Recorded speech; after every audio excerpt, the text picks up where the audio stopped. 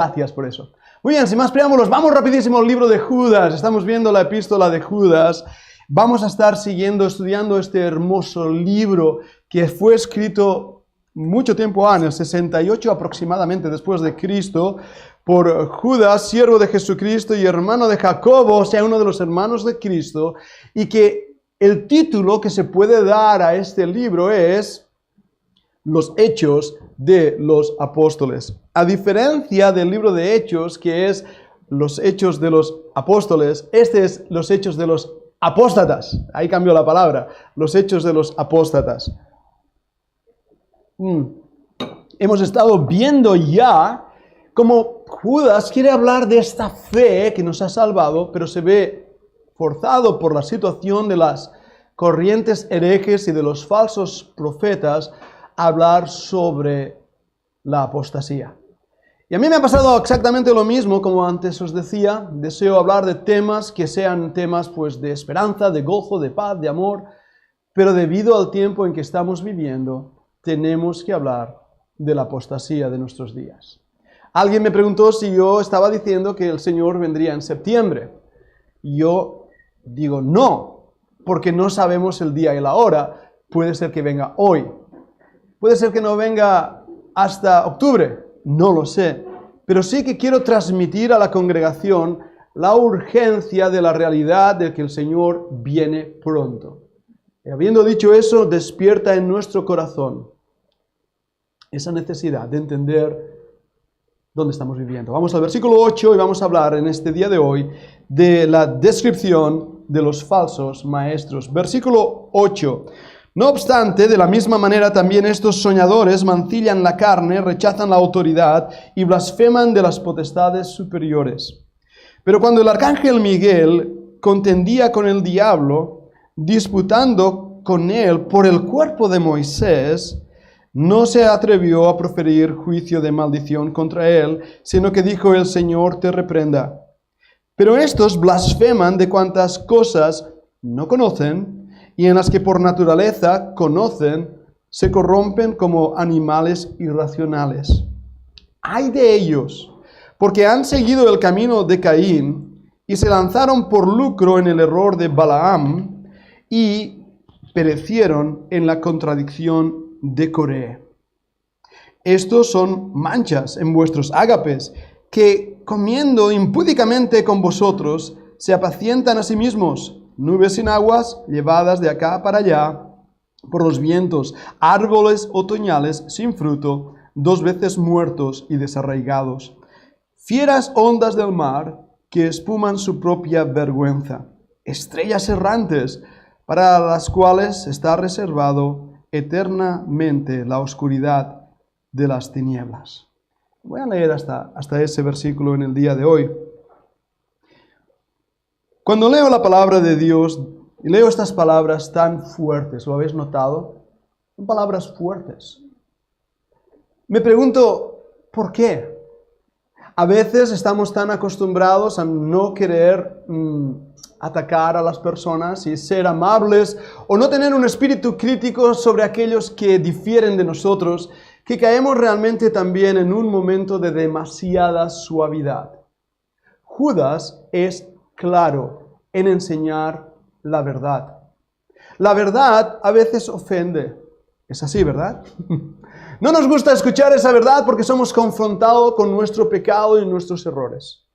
Y a veces también, desde el púlpito mismo de nuestra iglesia, al hablar de la apostasía, yo soy consciente de que he tenido que denunciar el pecado y la falsa doctrina de los falsos maestros.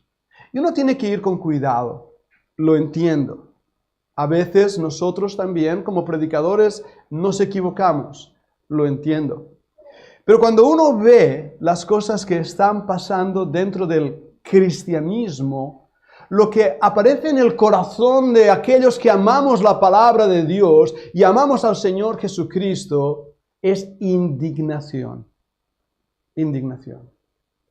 Cuando desde el púlpito hemos mencionado a ciertos movimientos o nombres de ciertos maestros, lo hemos hecho realmente porque vemos en esos movimientos o maestros el error doctrinal y el ataque hacia las Escrituras y hacia el mismo carácter del Señor Jesucristo. Y eso indigna. Voy a intentar, y digo intentar porque hace varias semanas ya que se me dio esa idea y todavía no lo he hecho, pero tomé la idea y quiero hacerlo, pasaros vídeos para que veáis qué está pasando en las iglesias evangélicas. Porque viendo esos vídeos, de verdad, asusta. Asusta, irrita, indigna. Cuando ve el circo en que se han convertido las congregaciones. Y cómo en nuestros días estamos viviendo no el verdadero evangelio del Señor Jesucristo, sino un pseudo-evangelio, eso quiere decir un falso evangelio, que predica un falso Cristo y que cree en un falso espíritu. Y hermanos, si nosotros no confrontamos este error, nos hacemos cómplices con el error. Por eso, desde nosotros mismos, tiene que crecer el deseo de profundizar en las Escrituras, llegar a conclusiones de qué enseña la Biblia sobre Dios, qué enseña la Biblia sobre el Evangelio, qué enseña la Biblia sobre el Espíritu Santo, qué enseña la Biblia sobre los dones del Espíritu Santo, qué enseña la Biblia sobre el liderazgo en la iglesia, qué enseña la Biblia sobre la salvación por gracia, qué enseña la Biblia en cuanto a la segunda venida, al rapto de la iglesia, etcétera, etcétera, etcétera. Y tomemos en nosotros mismos una convicción de lo que enseña la Biblia. Y eso es importante. Creo que una de las razones que hay tanta disparidad de opiniones e ideas de diferentes iglesias es porque no estudiamos la Biblia. Estudiamos lo que los líderes dicen, lo que los teólogos han dicho, lo que los personajes populares, carismáticos en el sentido de populares dicen, pero no leemos la Escritura. Y de verdad os lo digo, nosotros como predicadores y todos los que predicáis, sabéis esa experiencia de venir, compartir una carga espiritual, una urgencia espiritual y ver que no hay respuesta. ¿Verdad? Y ver que no hay respuesta. Y Dios es bueno, Él tiene un remanente. Y yo creo que Judas está hablando a ese remanente y por eso está hablando con dureza, porque si yo hoy tomara este mensaje y estuviera poniendo nombres ahí, algunos incluso, no sé si presencialmente, pero en las redes se ofenderían por estar mencionando a personas que en la opinión de la Biblia están yendo en contra de lo que la misma Biblia enseña. Versículo 8 dice, no obstante, en la misma manera también estos soñadores mancillan la carne, rechazan la autoridad y blasfeman de las potestades superiores. El versículo está tomando la idea de los versículos anteriores, 7 y 8, cuando habla de aquellos ángeles que usurparon su lugar, se presentaron a ellos mismos con todo su poder para hacer lo que ellos querían, y después el gran castigo de Sodoma y Gomorra, que fue realmente no solo el pecado sexual, que es rápidamente lo que conectas con el sodomismo, como así se le llama, sino realmente el problema de Sodoma y Gomorra es que amaron lo material, amaron el placer más que a Dios y se corrompieron. Y de esta manera, dice el versículo 8, de la misma manera, ¿lo ves? Es una continuación de esos versículos. Estos, y les llama soñadores, mancillan la carne. Me hace gracia que diga soñadores. No sé si habéis escuchado a algunos de estos predicadores famosos decir, he tenido un sueño. Estoy siendo ahora teatrista, lo sé que estoy siendo teatrista, pero he tenido un sueño, he tenido una visión. ¿Lo habéis escuchado, verdad? Hermanos, Dios no habla a través de sueños de esa manera. Dios no habla a través de visiones porque tenemos la revelación completa de la palabra de Dios y si alguno añade a esta revelación, no viene de Dios. Si aún un ángel os predica otro evangelio, no viene de Dios. Es que he visto un ángel, se presentó. Ya, ¿seguro que era un ángel? Sí, tenía alas. Ajá. Los demonios también tienen. Tengamos cuidado en esto. Porque esto es la estratagema que Satanás ha hecho para arrastrar a millones de personas al mismo infierno. El engaño más sutil del diablo es hacernos pensar que somos lo que no somos. Eso es sutil. Porque si el diablo os hace pensar que sois salvos y no lo sois, el destino eterno que os espera es el infierno.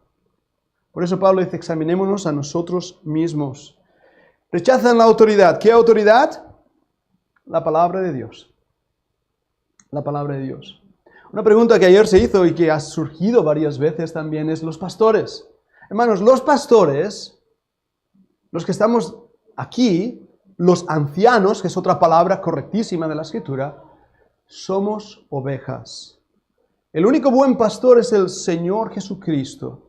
Sí, yo tengo autoridad como pastor, está bien, vamos a localizarla y a colocarla. Mi autoridad es delegada por la palabra de Dios. Yo debo decir, así dice el Señor.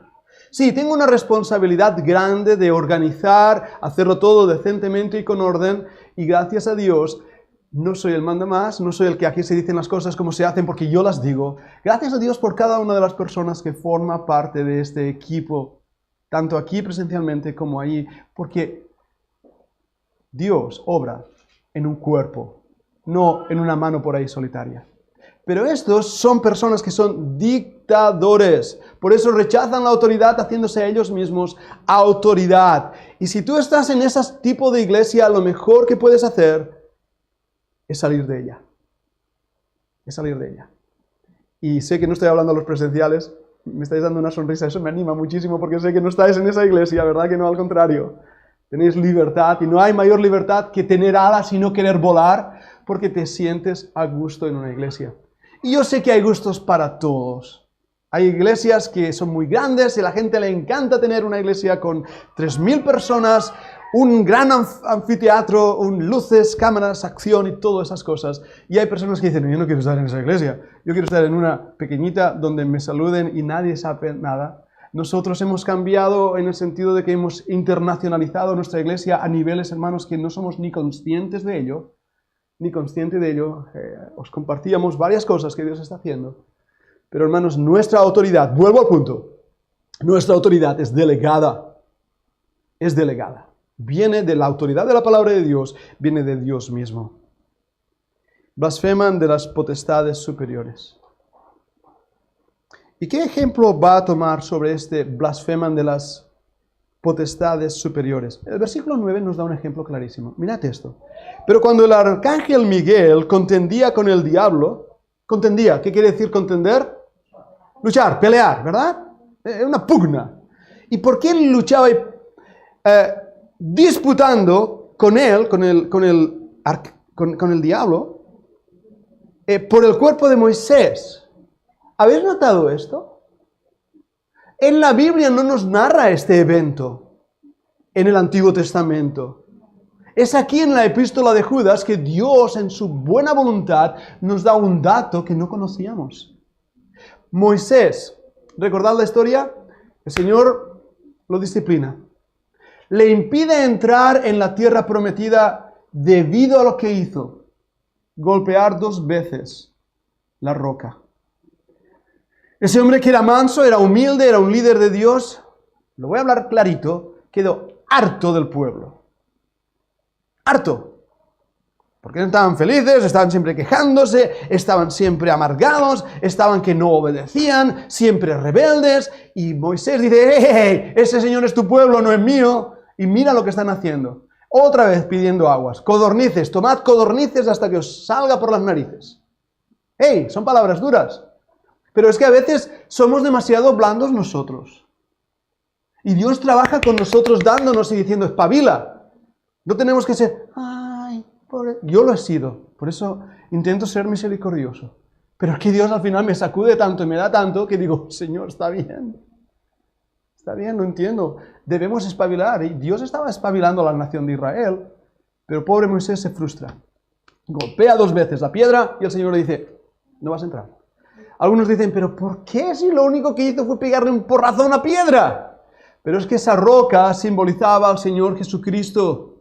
Ese fue el problema.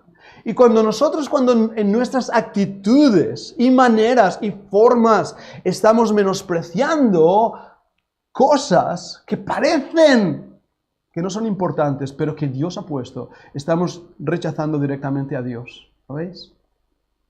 Cuando nosotros despreciamos la predicación cuando menospreciamos lo que Dios está haciendo en la iglesia, cuando menospreciamos a un hermano débil, cuando nos esclavizamos en actos religiosos que no sirven para nada, estamos golpeando la roca. Y Moisés no entra. Él va al monte Nebo, si recuerdo bien, no quiero equivocarme ahora con la palabra. Dios le llama, sube al monte y ahí muere. El cuerpo de Moisés nunca fue encontrado. Nunca. ¿Qué pasó? No lo sabemos. Fue llevado al cielo como lo fue Enoc. Fue arrebatado y por eso no fue hallado.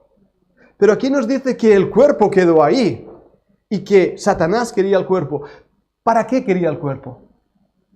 Si Satanás hubiera entrado en ese cuerpo, lo hubiera levantado, se hubiera puesto delante de la nación de Israel, ¿podéis ver el daño enorme que hubiera hecho? ¿Te das cuenta? Por eso el diablo quería ese cuerpo, ese cuerpo, ese cuerpo, ese cuerpo. Ese cuerpo. Satanás un día va a tomar el cuerpo de un ser, no me atrevo a decir que es una persona, ayer lo vimos claro, puede ser que sea otra cosa, pero quiere el cuerpo. Y me hace recordar al cuerpo de nuestro Señor Jesucristo 3 días y 3 noches enterrado en su debilidad. Pero fijémonos cómo Dios protege el cuerpo de Moisés. Y dice que el arcángel Miguel, vuelvo al versículo 9, no se atrevió a proferir juicio de maldición contra él, sino que dijo, el Señor te reprenda. Ahora, ¿qué lecciones tan importantes para nuestras iglesias hoy? El orden, la cadena de mando. Dani, otra vez la mili. Joaquín, los que habéis estado en el ejército. Cadena de mando. ¿Qué nos dice la cadena de mando? Tú no puedes ir a un capitán con una queja o con una petición si primero no has ido a tu cabo primero, de tu cabo primero a tu sargento primero, a tu subteniente, a tu teniente, a tu capitán, etcétera, etcétera, etcétera, comandantes, coroneles, generales. Cadena de mando. Los ángeles están formados en una cadena de mando. Y su comportamiento es ejemplar. Es ejemplar. Cuando el arcángel Miguel se confronta al diablo, respeta la cadena de mando. Y no le dice, ¡yo te reprendo, Satanás! ¿A qué no? No. Pero algunas iglesias, hermanos, lo hacen. Miradlo por internet. Miradlo por YouTube. ¿Ah? ¡Te reprendo, espíritu maligno! ¿Quién eres tú? Una vez se le fue dicho a unos que lo intentaban, un momento, a Cristo y a Pablo conozco, pero vosotros, ¿quiénes sois? A veces me gustaría que algunos de estos que reprenden fueran reprendidos de buena manera. Porque esto no está en las Escrituras. Y no os ofendáis los que estáis escuchándome, porque, como he dicho, Judas habla duramente. Porque es que al final uno se enciende con fervor cuando ve como el nombre de Dios, la palabra de Dios, está siendo blasfemada. Porque no se siguen estos preceptos de la palabra de Dios. Cadena de mando, el Señor te reprenda. Y nosotros, hermanos, poniéndolo ahora aquí en el siglo XXI, no hemos sido llamados a reprender demonios y todas estas cosas. Nuestra lucha no es contra carne y sangre, lo dice la Escritura. Tenemos una lucha realmente contra huestes espirituales, lo dice la Escritura. Ahora, no veáis al diablo por detrás de toda silla, de toda pantalla de la tele o del ordenador o del móvil, o no lo veáis por ahí fuera. ¿Sabéis que realmente la lucha mayor que vamos a tener la mayoría de nosotros es contra la carne? Sí, lo has oído bien. Nuestros deseos. Ahí empieza. ¿Ah?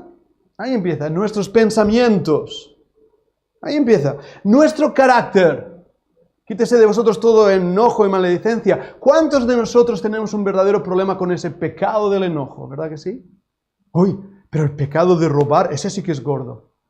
Pues mira, hace más daño el enojo que el robo.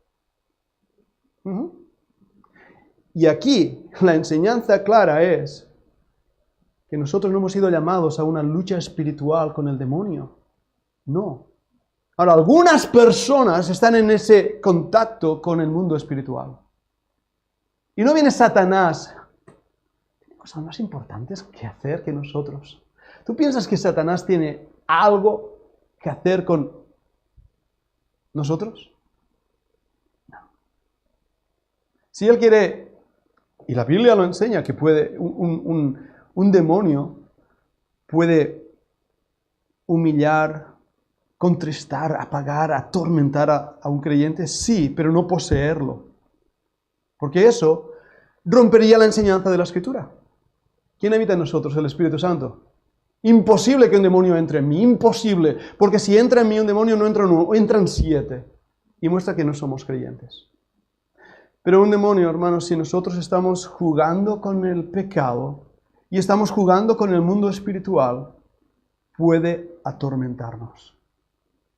Por eso no entremos en esas batallas, no entremos, porque puede ser muy peligroso y debemos pedir al Señor que Él reprenda, que Él sea el que nos aparte de ahí.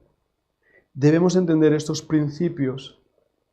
Y digo algo más, porque como he dicho antes, algunos ven al diablo por todos sitios. Una vez más, uno de nuestros estudiantes nos preguntaba, bueno, pues, ¿qué pasa con enfermedades psicológicas? En la Biblia hay varios ejemplos que tenemos en la Biblia que nos enseñan que personas que fueran poseídas por el demonio o atribuladas por demonios tenían problemas de comportamiento. Y eso es así. Ahora, el hombre está hecho de espíritu, alma y cuerpo. Yo tengo dolor de cabeza, tiempo pasado. Tenía dolor de cabeza, me tomaba una pastilla, porque mi cuerpo me dolía. ¿Verdad que sí? Tengo un problema de conexiones neuronales, me tomo una pastilla para ayudarme en esas conexiones neuronales. Soy cuerpo también. ¿Lo veis? No confundamos las cosas, eso no es pecado. Y si alguna persona necesita la ayuda de una pastilla, eso no es pecado. No confundamos las cosas. Ahora, debo avanzar rápidamente con los demás versículos, el versículo 10. Pero estos blasfeman de cuantas cosas no conocen, y en las que por naturaleza conocen, se corrompen como animales irracionales. No me digas que no es fuerte Judas hablando, es que yo no me atrevería a hablar así. ¿Cómo va a ser Judas un predicador famoso en internet? Imposible. ¿Cómo van a ver sus vídeos de YouTube? Es horrible. ¿Cómo se atreve a decir estas cosas? Pero es Dios mismo quien las dice a través de Judas. Estos blasfeman. La palabra blasfemar es tomar el nombre de Dios en vano. Es el error. ¿Y qué? ¿Y por qué lo hace? Cosas que no conocen. Mi pueblo pereció por falta de conocimiento. Es un versículo en uno de los profetas menores. Hermanos, Dios nos ha llamado a conocer las Escrituras. Dios nos ha llamado a entender las Escrituras. Dios nos ha llamado a investigar. Siempre lo he dicho, no dejéis el cerebro a la puerta. Ni de esta iglesia, ni de ninguna. Ved si lo que los líderes están diciendo está conforme a la palabra y al conocimiento de Dios. Y si no, no lo creáis. No lo creáis. Me asombra que aún presentando pruebas, evidencias, demostraciones de la verdad, la gente sigue sin creerlo.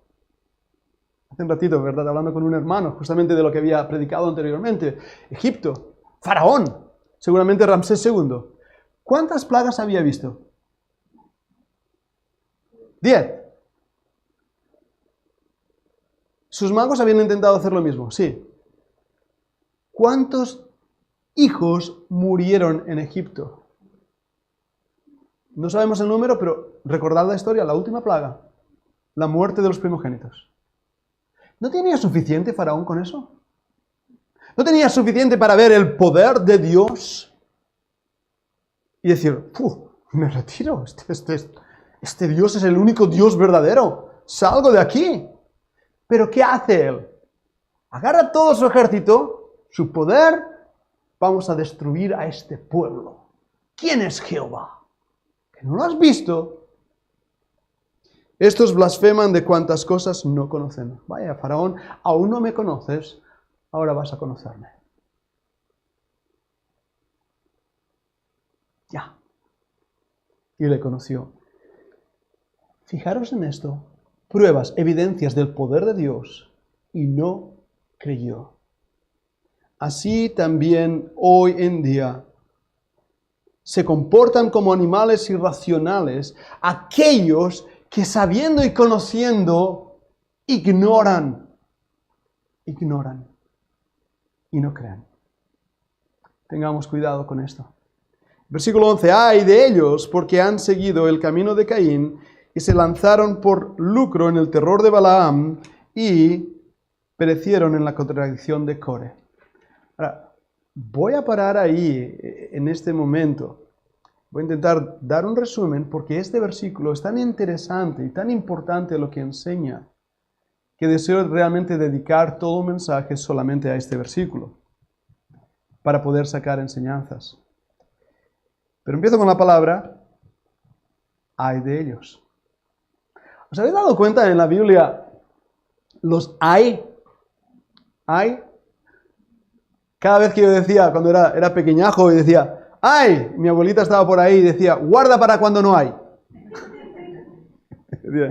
Está bien, abuelita.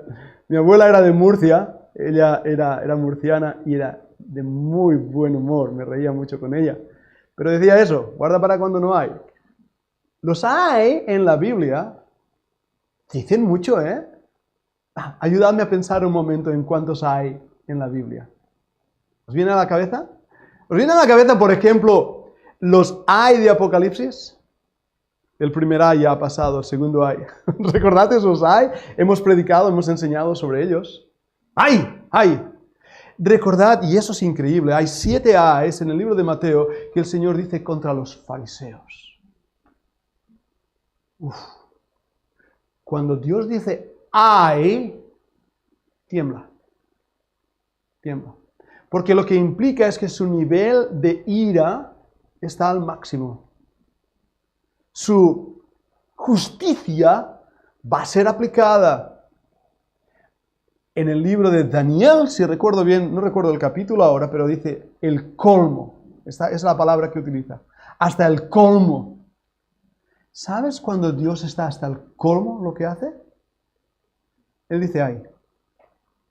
Él dice ay. Y tengo la convicción, hermanos, que Dios está ya hasta el colmo de nuestra generación. Está hasta el colmo. ¿Vosotros veis lo que está pasando a nuestro alrededor? Y ahora lo veo más que nunca. Y era el error y el peligro que yo por años vivir en mi burbujita bíblica, evangélica, de nuestras iglesias, de nuestros amigos, de nuestra confraternidad, de nuestro mundo. Y hermanos, cuando esa burbuja explota, te das cuenta de todo lo que hay ahí fuera y dices, ay. Porque somos ignorantes de lo que estamos viviendo en nuestros días. Y el ay de Dios se está acercando.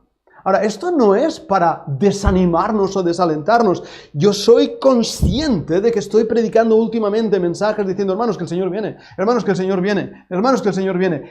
La clase de ayer, la 24 clase de ayer, ¿cómo se titula? He aquí yo vengo pronto. Lo estamos diciendo, ¿y qué va a pasar? ¿Va a tardar el Señor 20 años más, 30 años más? Yo lo dudo, personalmente. Porque lo que veo, lo que estamos viendo todos, ¡ay! Eso nos debe llevar, no a un miedo, no a un temor, sino a una expectación. ¿Recordad la clase anterior? Faraón está viniendo con sus carros. Se oyen los jinetes, se oyen los caballos, se oyen los carros. El polvo del desierto se está levantando. Hay realmente, poneros en escena. La gente, el pueblo, los niños, las mujeres especialmente, empiezan a chillar. Hay miedo, hay pánico. ¿Qué va a acontecer? ¿Estáis conmigo? Eso es lo que hoy estamos viviendo. Detrás, el ejército de Faraón, delante un mar. Hay dos cosas que podemos hacer. Caer en pánico o en expectación. Decir, esto se acaba, me voy a morir. Este invierno, hermanos, va a ser muy duro. Guerras, no menciono porque como estoy en YouTube, vale más que vigile mis palabras también, pero me entendéis. Conflictos bélicos en las zonas de Europa. El precio del gas, corte del gas. El precio de la luz. Los alimentos. La cesta ha subido un montonazo. Gente ya pasando hambre. Cáritas, la famosa Cáritas, tiene más peticiones que donantes porque los donantes ya no donan. Las iglesias evangélicas que tienen ministerio también hacia los pobres se ven que no pueden dar abasto. Situaciones en Venezuela, y aquí tenemos dos hermanos que os pueden decir cómo se vive en Venezuela. Mi hermana Susana, amada hermana, querida hermana, el otro día hablábamos de la comida típica de Argentina. ¿Sabéis lo que es, no? Los asados argentinos. Y me decía, la clase media ya no puede comprar carne de lo cara que está. Hermanos, vienen días muy difíciles. El carro de Faraón se está escuchando. Hoy leía esta mañana en el periódico una epidemia de varicela. La gente se está vacunando. Hay epidemias a nuestro alrededor. La hemos vivido, ¿verdad que sí? La vacu. Hermanos, el carro de Faraón se acerca al pueblo de Dios. ¿Miedo o expectación? Vayamos a la expectación. Cuando tú estás ahí delante y dices, el mar se va a abrir y voy a ser liberado. ¿No tienes ahora expectación? ¿No tienes ganas de ver cómo Dios va a actuar? ¿No tienes ganas de ver cómo realmente Dios va a hacer algo extraordinario? El viernes yo estaba en casa de mi madre. Doy gracias a Dios por las madres, cocinan. ¡Wow! Estaba ahí en casa de mi madre, estaba en su cuarto de costura, iba a decir despacho, en el cuarto de costura de ella. Estaba ahí yo trabajando con mi ordenador mientras preparaban la comida. Miro por la ventana y veo unas nubes, hermanos. ¡Wow! ¡Qué nubes! Y pensé, Señor, ¿vienes? De que mi ordenador, miré las nubes y dije, Señor, ¿vienes? Eso es expectación. No vino, estoy aquí todavía, y vosotros también. Pero veis, cuando Judas, y llevo ahora ya a mi conclusión, está hablando de estas cosas, habla duro. Pero habla a un pueblo que ama al Señor.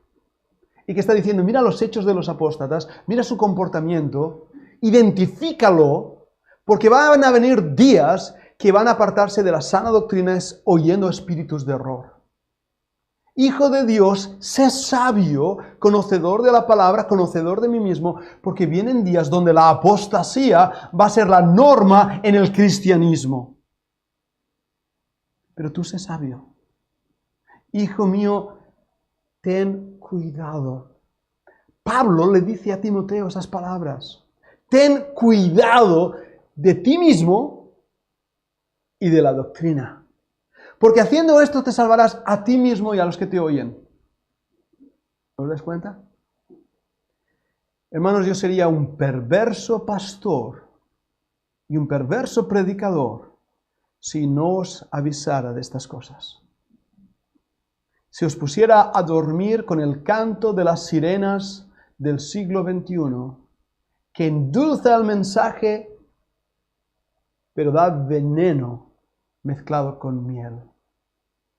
Tenemos que abrir los ojos y ver que el Señor se acerca. Y espero que esta explicación hoy nos haya abierto los ojos más al tiempo en que estamos viviendo. Vamos a orar.